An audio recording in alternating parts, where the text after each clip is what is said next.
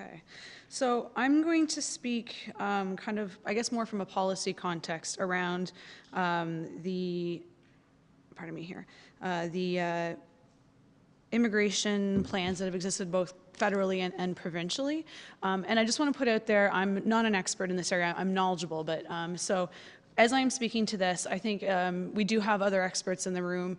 So when we get to the discussion part, if there's any parts that I haven't mentioned or that are important, please feel free to add in to any of this. So really, I'm speaking more to the federal level, but I'll also be touching on the provincial. So the strategic plan to foster immigration to Francophone minority communities.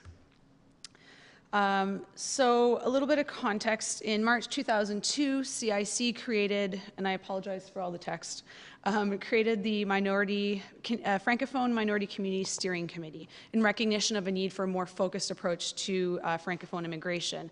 From that, in 2003, the steering committee released a framework to foster immigration to Francophone minority communities, and they outlined 5 objectives, which were to increase the number of French-speaking immigrants, to improve the capacities of Francophone minority communities, which I'm going to call FMCs from now on, it's just easier, to improve their capacity to receive Francophone newcomers.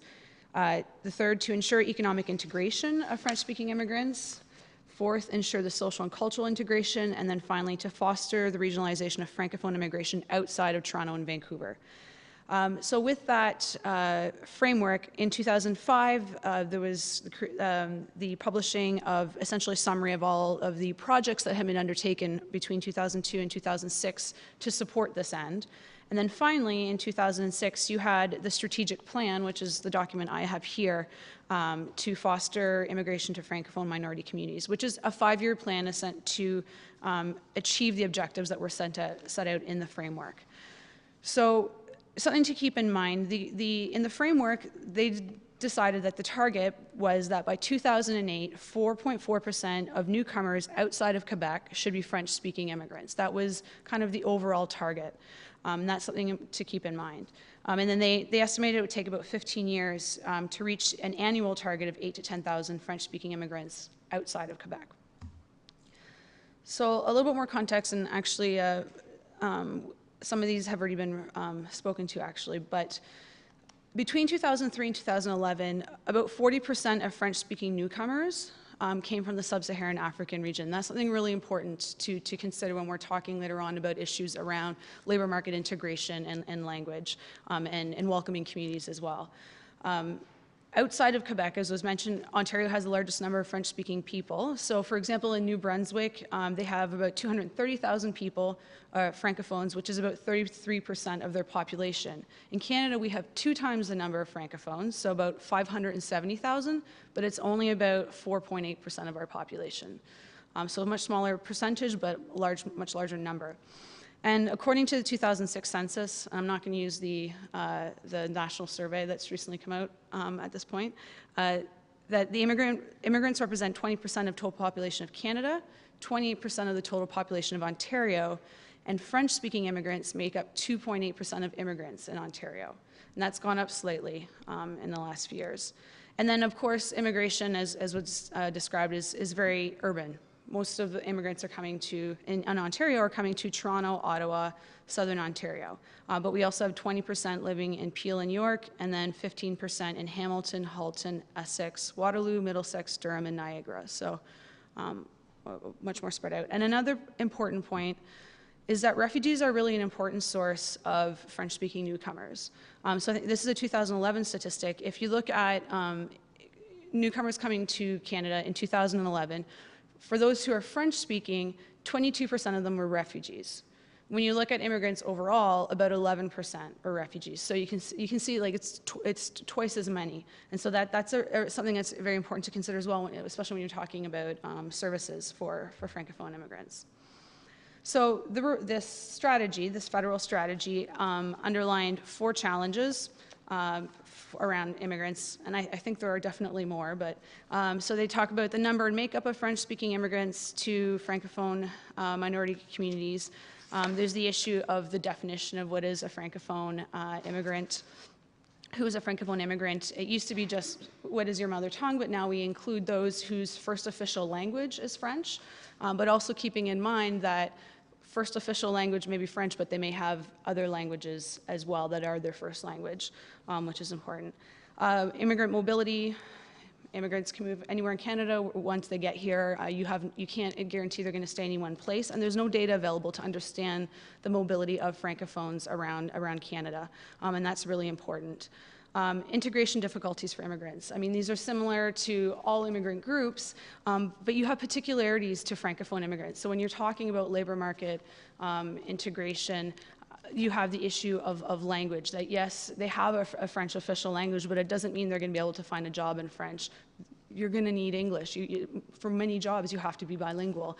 And then you come to the issue of language training, and even though you have French, maybe your first official language, you may need further training in French to bring it up to standard in terms of what you're doing your work in, but you may also need English, and being able to access both English and French language training within the structure that exists can be very difficult because there are limitations on what you can access, and so that can be a real barrier for French-speaking immigrants.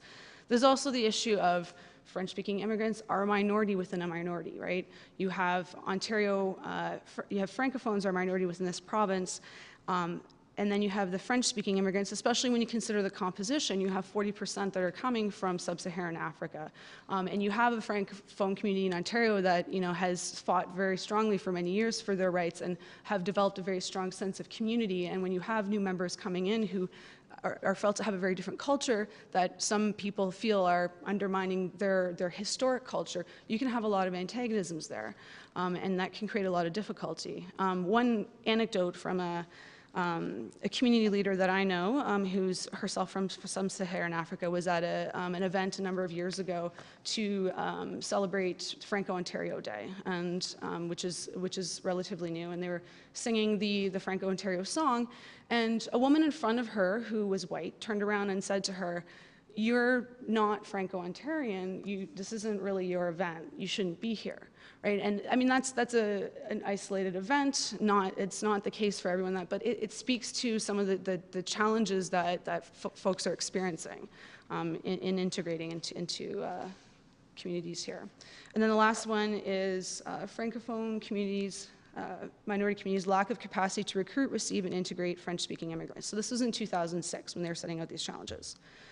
So in terms of moving forward, they wanted to focus on three things, three broad areas. Better integration of those who are already here, which brings up the issue of timeline of funding, right? That was pointed out, that funding is generally, for the first 5 years that you're here, and also once you become a citizen, you don't have access to federal funding. And so for those who are already here, that becomes an issue in terms of accessing services and support.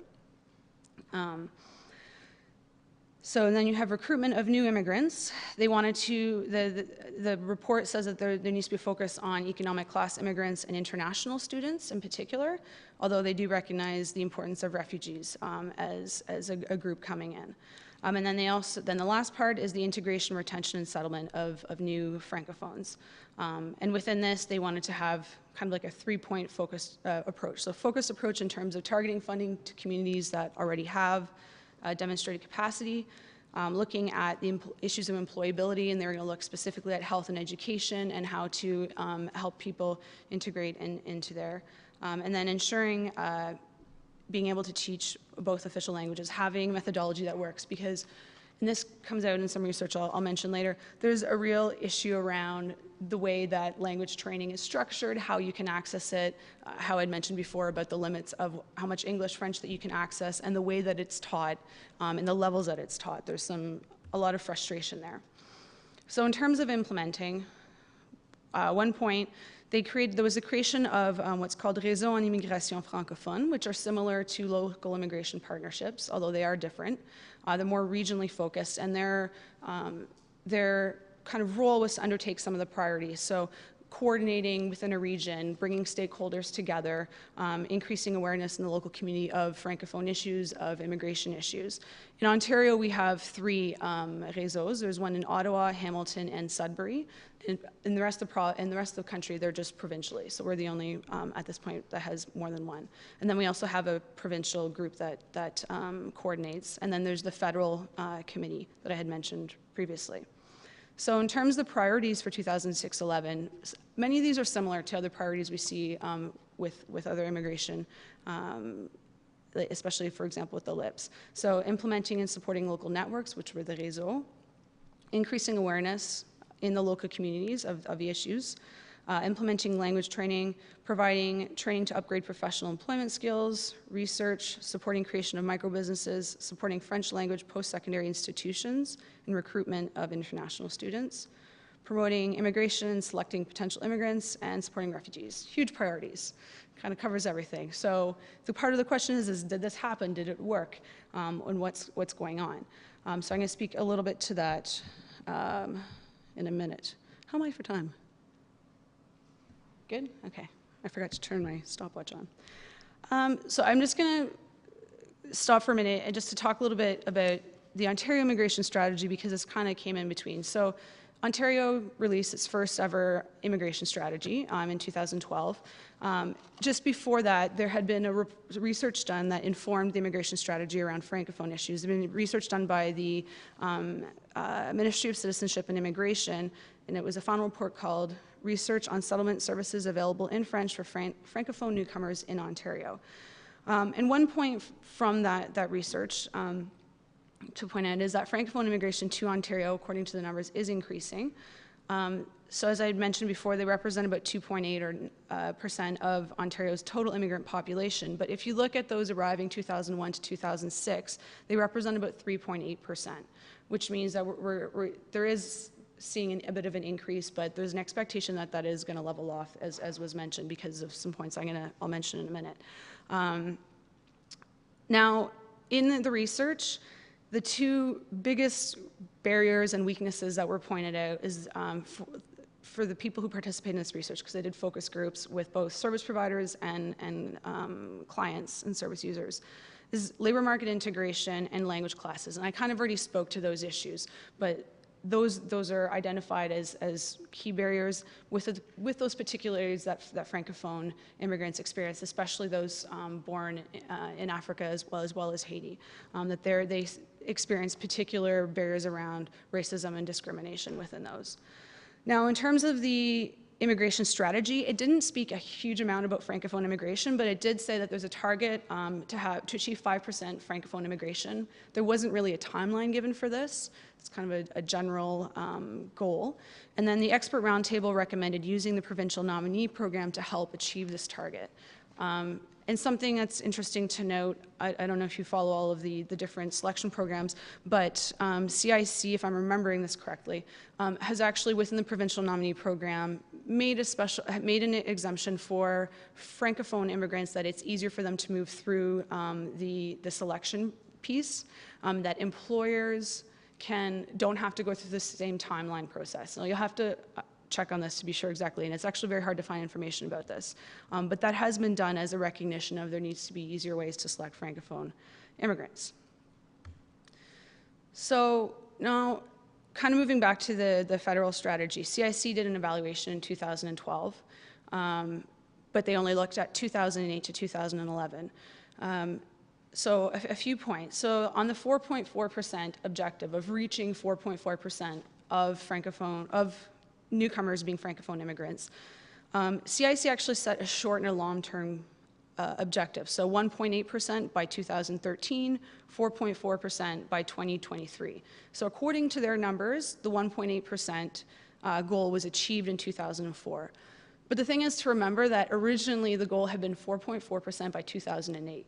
Right? So yes, maybe we've hit that short number, but in reality, when you look at that original goal, we're not near hitting it, and the government is recognizing that we're really going to have to put it off a long way if they want to hit that 4%. And the question is why, right? Why is it so difficult to bring those newcomers in? Why are we not having higher numbers? And there's some answers to that, but there's also part of it is that there's not very much research in this area. There's been a lot more that's been conducted in the last 6 years around, Francophone immigrants, the experience of Francophone immigrants in minority communities, but there's still a lot of research that's missing in terms of explaining the experiences of folks in these communities, explaining why we're not seeing that increase to 4.4% that was wanted. When it comes to the networks or réseau, those were implemented since 2006, and there's been some really great work done around there in terms of coordinating and the work that has been done at a regional level. But there's the issue of stability of funding, right, as with a lot of government funding. These are often, the réseaux are funded year to year, and they only get their money within the year, and so it makes it very difficult to be able to plan long term, and so that's been a real barrier. In terms of services, the CIC evaluation says that there's been a real increase in the number of services provided in French, that this is a real, this is a real achievement, but you also have to, if you look at their stats, it actually shows that it's for agencies that have served at least one French-speaking newcomer, right? So if you've served one French-speaking newcomer, you now make it into their stats as having served, and so that means that you've contributed to that increase, which I personally question how much there really is an increase in services in French when you consider that. If you look a little bit more at their numbers, those who are providing significant services in French is actually quite small. And this is an issue that was mentioned, like in terms of thinking about the barriers for accessing services in French. There's a difference between accessing a service at an agency that's Anglophone and might provide a service in French through a person who speaks French, and being able to access services entirely in French from a Francophone organization. There's a really big difference there. A lot of folks who do speak some English will choose to just access the services in English because it's just easier to do rather than, assert the right to access those services in French. There's also an issue of quality of those services in terms of, there might be information available in French and English, but that information in French is often of, inferior quality. So the MCI research that informed the provincial strategy, they actually commented, for example, that one agency had a website for Link, and the English version of the website talked about landed immigrants. On the French version, they had translated landed immigrants to mean immigrants clandestins, which is illegal immigrants, which is a totally wrong translation, and it's obvious that it's a wrong translation, but those little things add up. It kind of shows that there's not that attention to French services, right? And I think that really impacts on newcomers in terms of the perception of the quality of the services as well, when it's being provided potentially by an agency that's Anglophone. And as I mentioned around research, lots of new research, but still very under-researched area. And the last thing I'm just going to mention about is recruitment barriers. Well, two things. So we have Destination Canada, which is a program that is meant to recruit folks overseas, especially economic immigrants, which is a really important program, right? But when you consider that 40% of newcomers coming now are coming from sub-Saharan Africa, Destination Canada, I think at this moment only recruits in Paris. So if we're talking about increasing recruitment, we should be also going to those areas where we're having significant numbers of Francophone newcomers coming from. But we don't do any Destination Canada does not go to sub-Saharan Africa. It did go to Tunisia for a while, and I'm not sure if it's still there. Does anyone know? Yeah, Brussels, and is it still in Tunisia, or is it? No. Yeah, they went to Tunisia for a while, but I don't think anymore. So I think it's just based in Europe now. Yeah.